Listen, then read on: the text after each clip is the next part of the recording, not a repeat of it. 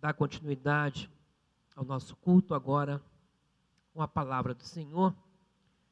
Nós vamos estar fazendo a leitura no texto do Evangelho de João, capítulo 8, vou ler de 1 a 11. O título da mensagem é Acusação ou Restauração. Esteja atento à palavra do Senhor nesta manhã. Nesta manhã, o propósito de Deus aqui, eu tenho certeza que é reerguer e restaurar vidas para a honra e glória do nosso Deus. Assentados com toda atenção, ouçamos então a leitura que eu faço do Evangelho de João, capítulo 8, versos de 1 até o verso de número 11. Estou fazendo a leitura na NVT, mas você pode acompanhar na sua Bíblia ou no texto que será projetado. Jesus voltou ao Monte das Oliveiras, mas na manhã seguinte, bem cedo, estava outra vez no templo. Logo se reuniu uma multidão e ele se sentou e a ensinou.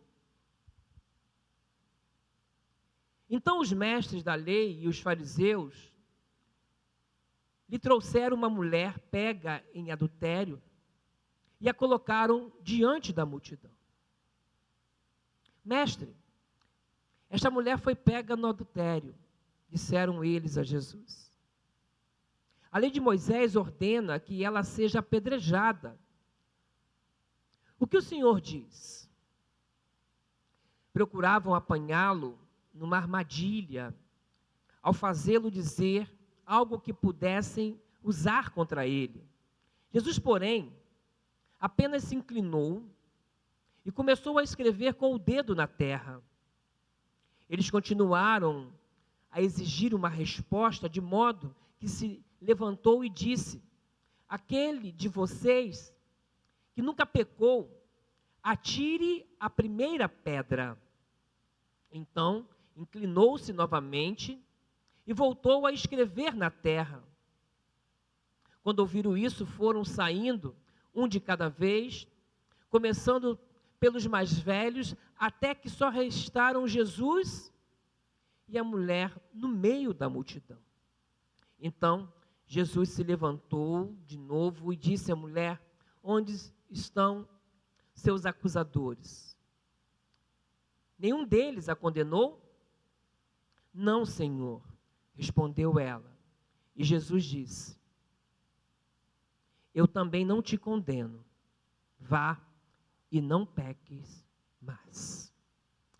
Que Deus abençoe a sua santa e bendita palavra. Irmãos, às quartas-feiras nós temos estudado aqui na igreja o Evangelho de João, e na última quarta nós iniciamos o estudo do capítulo 8 do Evangelho de João. E eu comentei com os irmãos que esse texto ele tem um problema crítico, né?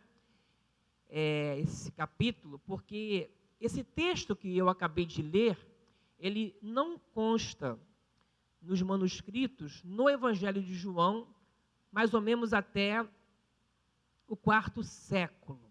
Ele só aparece após o quarto século. Antes, ele aparece, ele é um texto canônico, bíblico, mas ele aparece, curiosamente, em Lucas 21, depois do verso 38. Uma curiosidade isso. Então, existe essa crítica, não sobre a autenticidade do texto, não é isso?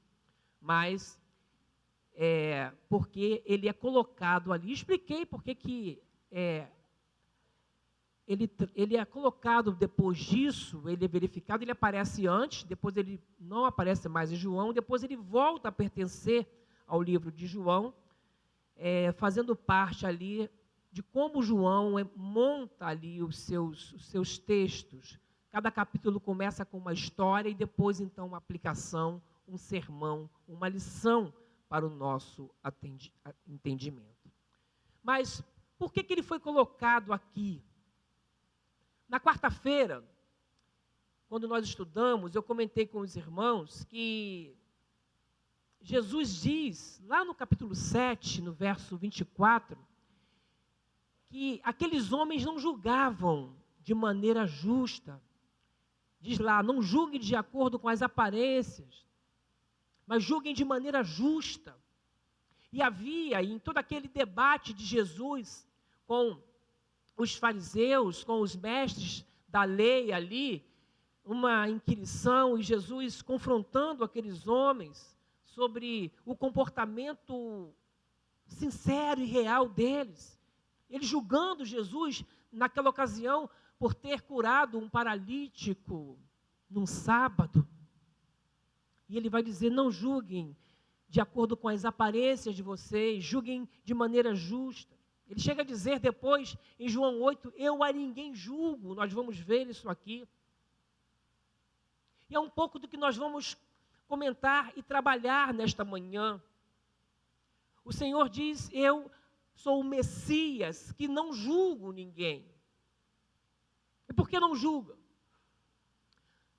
Por uma maneira muito simples, que o próprio Evangelho de João já nos ensina, porque ele vem para um mundo que já está condenado. Um mundo que não precisa de julgamento por já estar condenado, e ele não julga, ele vem salvar o mundo. Ele veio para prover ao mundo algo que ele não tinha, porque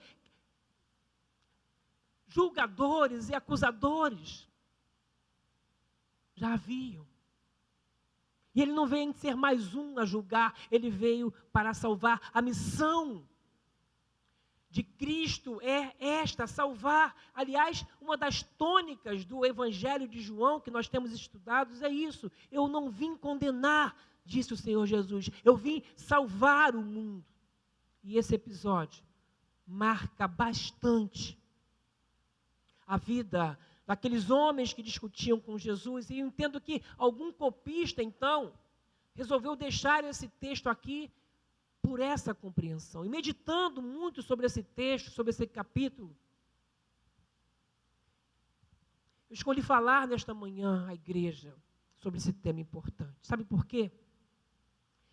Porque muitos de nós, e há pessoas, e até igrejas que são especialistas em fazer acusações às pessoas, em julgar pessoas, principalmente pela aparência delas, pelo aquilo que elas demonstram. Há pessoas que poderíamos dizer que são caçadores de erros, de defeitos, de problemas na vida dos outros. Talvez não nas suas próprias vidas. Não conseguimos, ou muitos não conseguem ter um olhar de misericórdia, um olhar imparcial, para que de alguma forma a gente possa ajudar e prover restauração. Há igrejas, irmãos, há religiões que são assim. Ao invés de trazer um alívio de fardo e mostrar um Senhor que salva e que restaura, às vezes coloca até mais peso sobre a vida de uma pessoa, peso que não se consegue carregar. Esse é o ensino aqui. Aqueles homens que discutiam, que discutem com Jesus nesse capítulo, eram fariseus, pessoas acostumadas a colocar muito mais peso, usar a lei, usar as regras, usar a própria religião para massacrar pessoas. E há muita coisa a entender aqui. Porque quando Jesus diz, eu a ninguém julgo, Ele está dizendo que o Evangelho, sim, é o Evangelho da verdade, como nós temos aprendido. Em todo o livro de João, ele vem com graça e vem com verdade. Porque a verdade liberta. Então, não é uma graça barata. A graça que nós pregamos e anunciamos não é a permissão para pecar, não é isso. Mas é mostrar, sobretudo, que há um Deus que pode restaurar a quem quer que seja.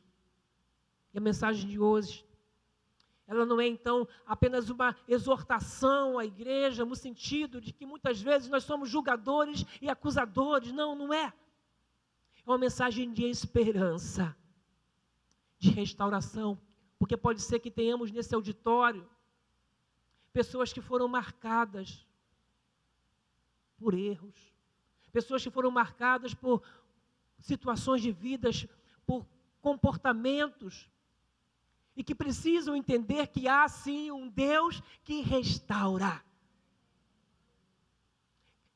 que traz esperança, que muda as nossas vidas.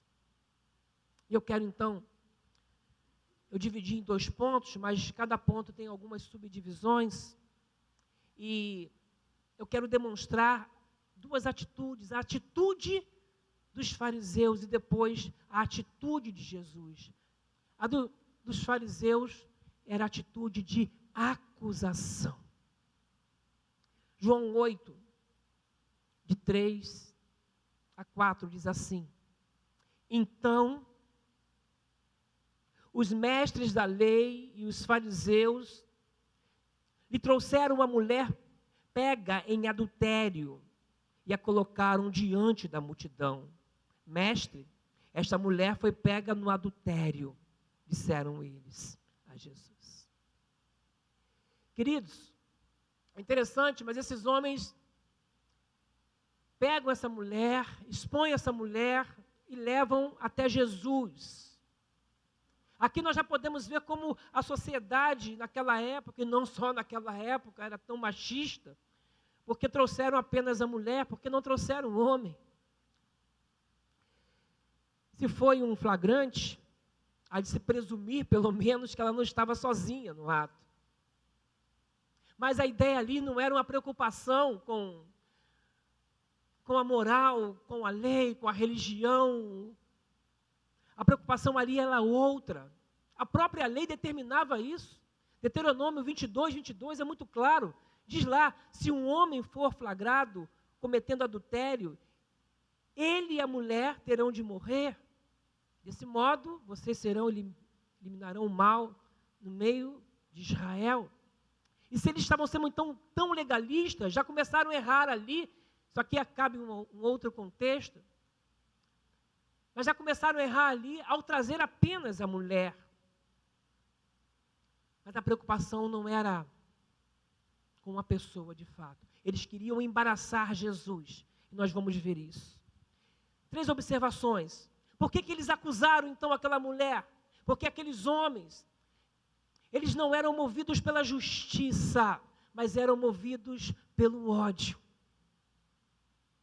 E aqui é algo que nós devemos ter muito cuidado. Com que motivação a gente aborda alguém, a gente quer até exortar alguém, até ensinar alguém? Com que motivação? Olha só o que diz os versos 5 e 6. A lei de Moisés ordena que ela seja apedrejada. O que o Senhor diz? Procuravam apanhá-lo numa armadilha ao fazê-lo dizer algo que pudesse usar contra ele. Jesus, porém, apenas se inclinou e começou a escrever com o dedo na terra. Parece que eles queriam fazer uma justiça, não parece? Aqui está uma pessoa que falhou, que errou. O que diz a lei?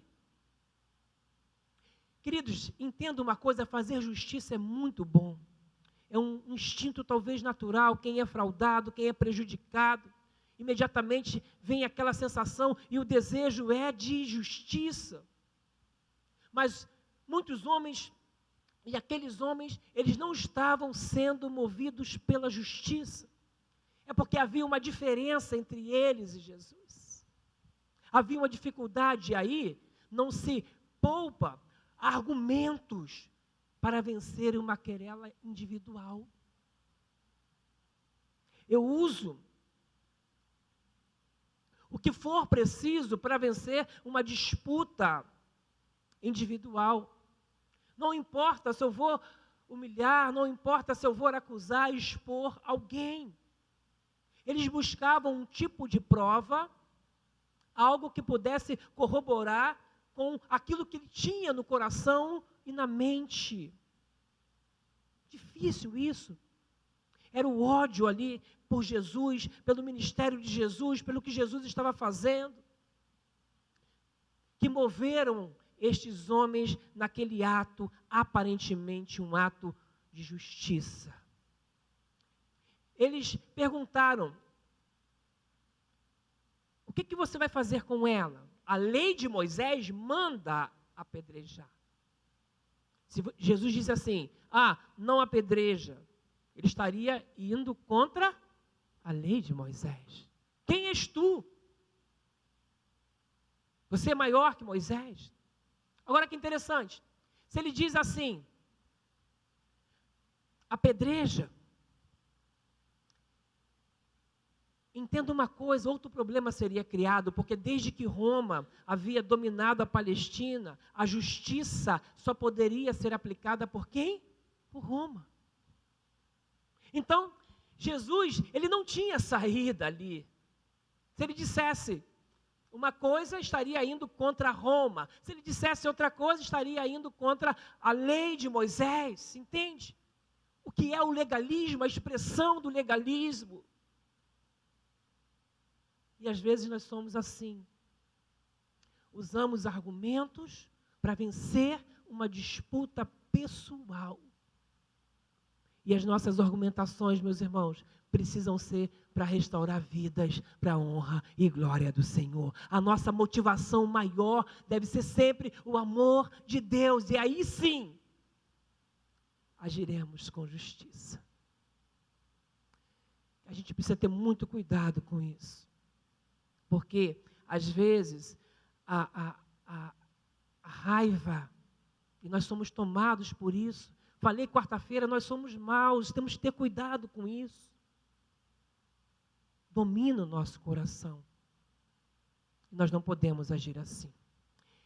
Entenda uma coisa, de uma vez por todas: Deus é amor.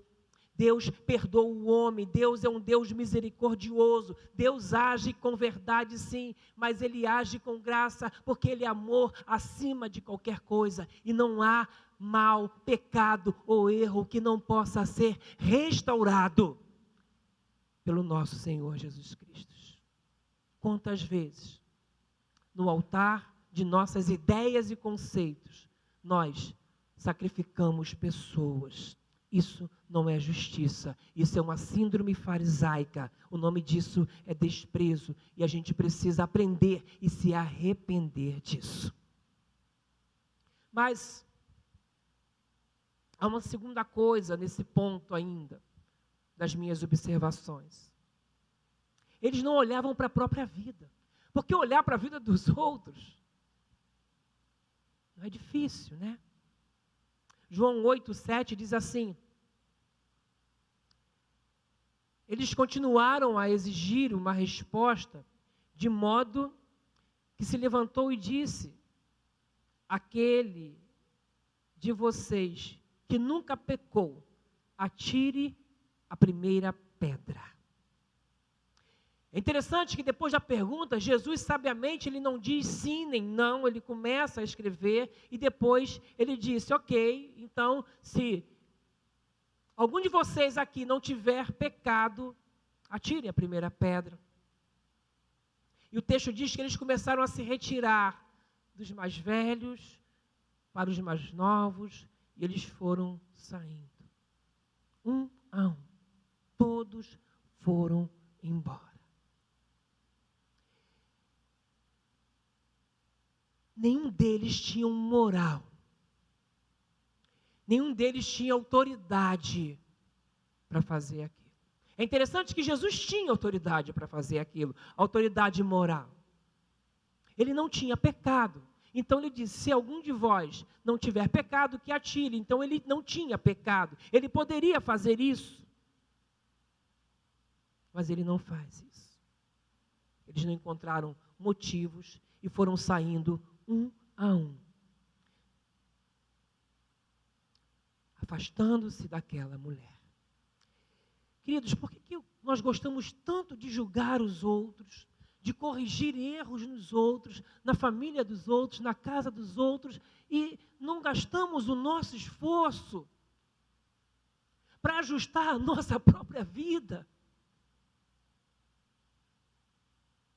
para ensinar os nossos próprios filhos, as pessoas que são mais próximas de nós? Por que nós não gastamos o nosso tempo, o nosso conhecimento para isso? Porque gostamos, sim, de acusar.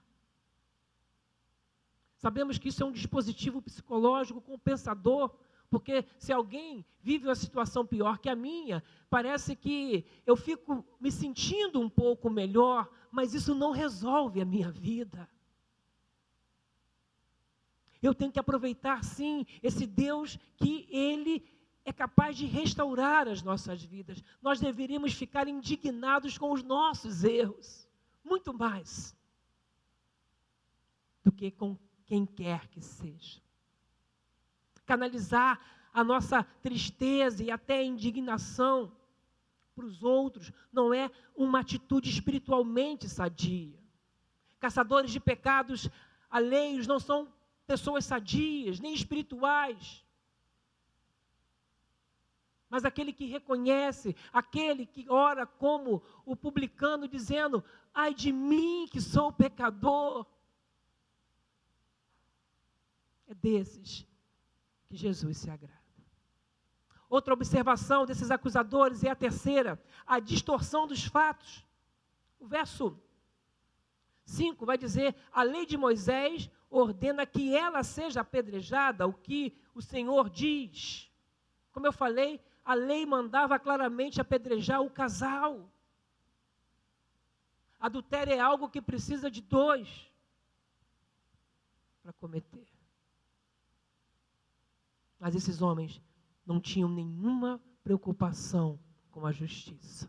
Por isso, distorciam os fatos. O cenário evangélico de hoje tem muito disso, irmãos. Por isso estou falando assim à igreja. Colocar próprias interpretações acima do ensino bíblico, acima da própria palavra de Deus. Temos que ter cuidado com isso. Mateus 23, 24 diz assim, oprimem as pessoas com exigências insuportáveis e não movem um dedo sequer para aliviar os seus fardos. A igreja precisa entender que aqui é um hospital, onde as pessoas precisam entender que tem a oportunidade de se arrependerem para que tenham as suas vidas restauradas. Nós não podemos colocar dúvidas, pesos, mas apontar o caminho de restauração. É interessante que é significativo que o próprio Evangelho de João, ele vai chamar o Espírito Santo de quê? Consolador. E o diabo é chamado de quê? De acusador. Porque o Espírito Santo, ele não faz acusação, ele convence do pecado, da justiça e do juízo. É diferente. Por isso Jesus diz, eu não acuso ninguém. Não é obra dele. Mateus 23, 28 diz assim, por fora parecem justos, mas por dentro o seu coração está cheio de hipocrisia e maldade. Eu citei esse texto porque nós aprendemos a chamar os fariseus de hipócritas por conta de alguns textos, inclusive esse. Sim, talvez hipócritas por fingirem alguma coisa, mas em termos de religiosidade, aqueles homens eram os mais sinceros que já existiram, dedicados. Eles oravam, sim, eles jejuavam quantas vezes fossem, eles ofertavam da maneira que podiam ofertar. Eles não fingiam isso, eles eram dedicados. Aquilo que a lei mandava, eles faziam 2, 3, 4 vezes mais. Quanta fé, não é? Quanta religiosidade. Só que entenda uma coisa, é possível a pessoa ser religiosa e não ter amor e misericórdia no coração. E o Senhor conhece o coração. Ele vê o coração da gente. É possível, então, ser religioso e estar em desacordo com a vontade de Deus. É isso que Jesus ensina. Porque religião sem amor, sem compaixão, sem misericórdia, sem auxílio, sem oportunidade de restauração, não é inspiração divina. Grave isso. Mas vamos deixar de lado esse negócio de acusação? A gente precisa entender, mas fica pesado. Vamos falar então da atitude de Jesus. Vamos falar de restauração. Nós vimos no texto que ele se inclina e ele começa a escrever no chão. E eu quero citar 4 atitudes aqui. A primeira delas é o que eu já falei. Ele não acusa. Versos 10 e 11. Então Jesus se levantou de novo e disse à mulher: onde estão os seus acusadores? Nenhum deles a condenou. Não, Senhor, respondeu ela. E Jesus disse: eu também não a condeno. Vá e não peques mais. Em João 8,15, diz assim: vocês julgam por padrões humanos, mas eu não julgo ninguém. Ele não julga. A missão do nosso Senhor é salvar. Ele veio para salvar. E nessa manhã Ele está aqui para salvar você. Nesta manhã Ele está aqui para restaurar você, para dar dignidade a você.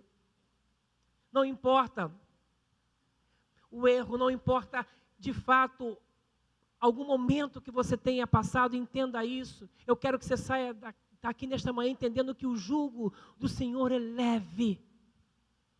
Porque a palavra dele, a proposta dele é de restauração. Isso acontece quando nós nos arrependemos do Senhor. Tem gente que quer fazer de Jesus talvez um carrasco, alguém que vem pesar a mão, mas ele diz: eu não julgo ninguém. João 3,17 diz assim: Deus enviou seu Filho ao mundo não para condenar o mundo, mas para salvá-lo por meio dele. João 12:47 diz: não julgarei aqueles que me ouvem, mas não me obedecem, pois vim para salvar o mundo e não para julgá-lo. Ele não acusa nem mesmo quem não obedece. Por que ele não julga? Porque estão condenados. Já estão condenados.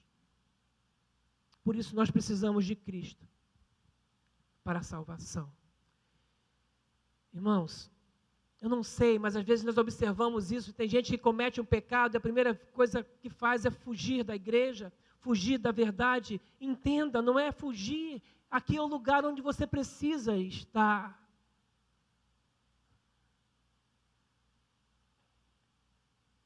O que você mais precisa é de um acolhimento, é de alguém que ore com você, alguém que te ensine a palavra. Então venha, esteja aqui, mas esteja com o coração aberto. Porque Ele pode restaurar a sua vida. Segunda coisa que eu observei da atitude de Jesus é que Ele nem discute a questão. Ele não discute com aqueles homens. Não há o que discutir. Eu vim para salvar. O verso 7 diz, João 8:7, eles continuaram a exigir uma resposta, de modo que ele se levantou e disse: aquele de vocês que nunca pecou, então atire a primeira pedra. Note isso. Ele levanta e diz: eu não vou discutir. Ele é objetivo. Ele também não faz estardalhaço e agrava a questão. Ele é direto, porque a preocupação dele não é com discussão, é com restauração. Nessa manhã, eu quero dizer para você uma coisa.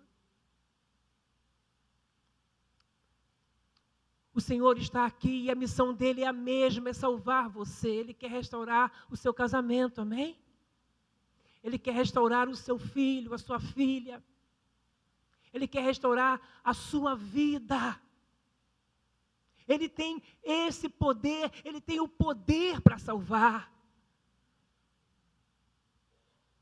Você precisa crer nisso.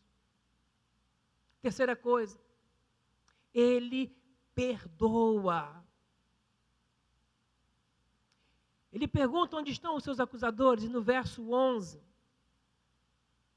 depois de perguntar, ninguém te condenou?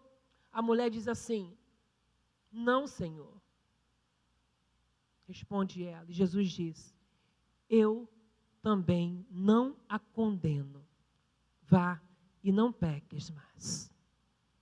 Eu não a condeno. Há duas situações que eu me lembro em que uma pessoa é colocada diante de uma multidão. Uma é essa aqui. Há uma versão que diz que levaram ela para o meio. Entende a exposição? A mulher é exposta, é colocada como centro das atenções, mas para ser acusada. A outra situação que eu me lembro, em que um homem é colocado no meio ou diante da multidão, está em Lucas 6, 8, quando Jesus cura aquele homem que tinha a mão mirrada, ressecada. Diz lá, Lucas 6, 8, Jesus, porém, sabia o que planejavam e disse ao homem da mão deformada, vem e fique aqui diante de todos. E o homem foi à frente. Percebe a diferença? Os acusadores, os fariseus, quando expõem uma pessoa, é para acusar. É para denigrir uma imagem. Cristo, quando expõe uma pessoa, é para restaurar, é para curar, é para libertar. E esse é o propósito e o desejo do Senhor nesta manhã. Portanto, se Deus está falando com você nesta manhã, entenda, Ele quer que você venha e se coloque diante dEle, porque a finalidade dEle, nesta manhã aqui, é restauração de vida, restauração de propósito. Aqueles homens colocaram aquela mulher como um foco para oprimi-la. E Jesus, quando pede para que nos acheguemos a Ele, é para recondução das nossas vidas. Lembra dos irmãos, e João estava incluído naquele momento, João Boanerges, Senhor, manda descer fogo do céu sobre esses pecadores. Como João melhorou, né? Aprendeu. Porque o ministério de Jesus não é mandar descer fogo do céu em cima de ninguém, é descer amor, é descer graça, é a misericórdia dele que vem do céu para restaurar as nossas vidas, para abençoar as nossas vidas. E a última observação que eu faço da atitude de Jesus é que ele restaura. Verso 11, mais uma vez. Não, Senhor, respondeu ela. E Jesus disse, eu não a condeno. Vá e mude. Vá e tenha outra conduta daqui para frente. Vá e não peques mais. A mulher havia caído, havia errado, mas agora ela tinha a oportunidade de recomeçar a vida. Ela poderia fazer tudo diferente. Ela poderia construir tudo de novo, irmãos. Eu sei que não estou falando para uma plateia de adúlteros, eu sei disso. Mas eu sei que nós aqui temos pecados, erros. dos quais nós precisamos de restauração. Se estamos aqui, não é porque nós somos bons, entenda isso. Se estamos aqui, nós que já aceitamos a Cristo, é porque um dia Ele nos restaurou. Nós somos restaurados. Nós somos nova criatura, Ele nos deu uma nova vida. É por isso que nós estamos aqui. Nós não somos melhores do que ninguém. E nesta manhã, Ele quer restaurar você de um vício, seja ele qual for, de um comportamento, seja ele qual for. Ele quer dizer para você, saia daqui desta manhã, vá e não erre mais, não peque mais, supere essa sua dificuldade. Eu quero concluir a minha palavra dizendo que há muita religião que quer mudar a situação e não a pessoa. De nada adianta você prosperar, até ser curado, se você não for restaurado por dentro. Jesus quer mudar você por dentro nesta manhã. E se Jesus não rejeitou esta mulher, eu quero dizer a você que Ele não vai rejeitar você nesta manhã. Ele não vai rejeitar, Ele vai restaurar a sua vida. Eu queria, de verdade, que você guardasse essa palavra no seu coração e aproveitasse a oportunidade de restauração que o Senhor nos dá nesta manhã.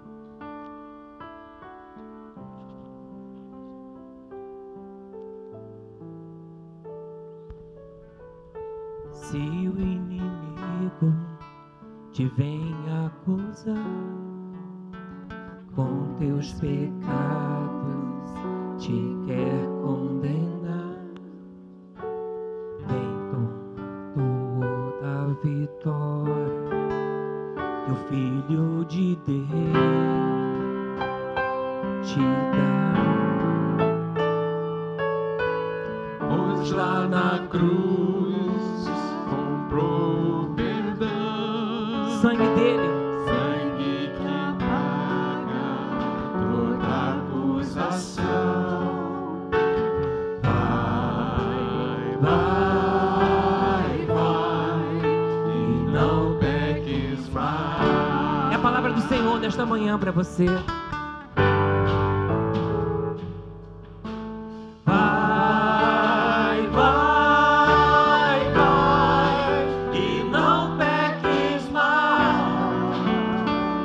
Não peques mais, consagra sua vida nas mãos de Jesus.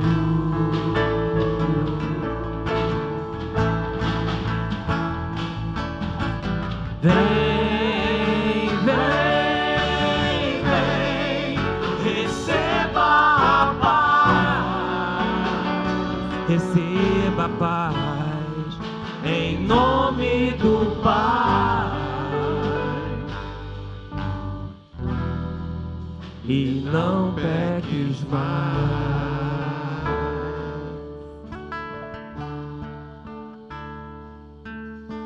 Será angústia ou tribulação, perigo ou fome ou perseguição, quem te irá separar do amor de Jesus,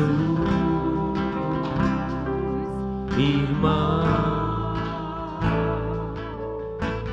Pois você é mais do que vencedor, amém? E ninguém vai te tirar, separar você do grande amor de Deus. Então, deixa que Ele restaure a sua vida nesta manhã. E não peques mais. Não peques mais.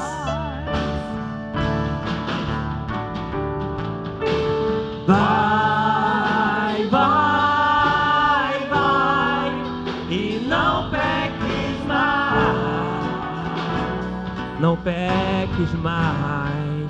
Consagra a tua vida nas mãos de Jesus. Consagra a sua vida, meu irmão. Mude a sua vida nessa manhã. Vem, vem, vem, receba a paz, receba a paz, em nome do Pai.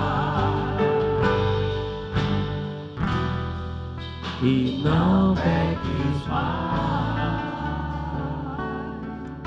Eu quero orar por você nessa manhã. Você que entende que o Senhor tem poder para restaurar alguma área da sua vida. Seja o seu casamento, a sua família, seja a sua vida pessoal, algum vício. Algo que você insiste, você quer até deixar, mas não consegue. Não foi em vão que o Senhor lhe trouxe aqui nesta manhã, meu irmão, minha irmã, não foi em vão. Ele trouxe você aqui porque o ministério dele não é julgar, é salvar, é restaurar, e ele quer restaurar a sua vida. E se você crê nisso, é por você que eu quero orar nesta manhã. Eu gostaria que você, em nome de Jesus, viesse aqui à frente para receber essa oração. Amém? Saia do seu lugar. Você que nesta manhã entendeu que a palavra do Senhor tocou em alguma área da sua vida, comportamental, alguma atitude, alguma mudança, venha em nome de Jesus. Seja uma angústia, uma preocupação, seja o seu casamento, a sua família, o seu filho. Nós estamos diante de uma oportunidade, como aquela mulher teve. Aquela mulher, naquele momento, talvez pudesse pensar que era o momento mais humilhante da vida dela. Mas ela saiu dali com a esperança de restauração da vida, com a oportunidade de fazer tudo diferente, tudo novo, na presença do Senhor. É isso que o Senhor está fazendo nessa manhã aqui, amém? Ele está dando oportunidade a cada um de nós, um novo caminho, sem peso, perdoados. Louvado seja o nome do Senhor. Pai, nós louvamos o Teu nome, Pai, por cada vida, Pai, que saiu do seu lugar nesta manhã. Cada vida que entendeu a Tua palavra aqui, Pai. Ó Pai, muito obrigado pela Tua palavra tão clara, Pai.